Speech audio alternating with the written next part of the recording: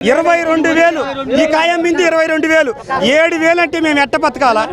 22,000 అమ్మింది. 22,000 ఈ కాయ అమ్మింది. 22,000. అప్పుడు భార్య భర్త పిల్లలము గుండెల మీద చేసుకొని నిద్రపోయినాం. ఇవాళ నిద్రపోవటంలే నిద్ర రావటంలే.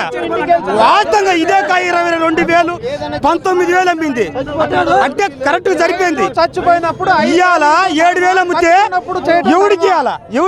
కూలోడికి ఇవ్వాలనా? మందులు కొట్టోడికి ఇవ్వాలనా? అరకలతోలోడికి ఇవ్వాలనా? కౌలోడికి ఇవ్వాలనా? ఏమి లేదు.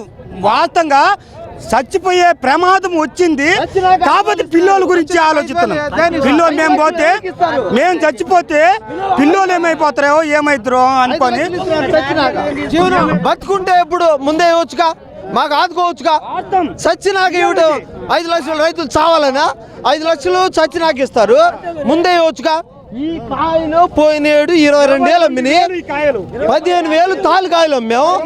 7,000 ఈ కాయలు మాకు అప్పులు లేకుండా ఏదో సమానంగా సరిపోయింది. నిద్రపోయినాం కానీ 7 నిద్రపోవాలంటే భయం.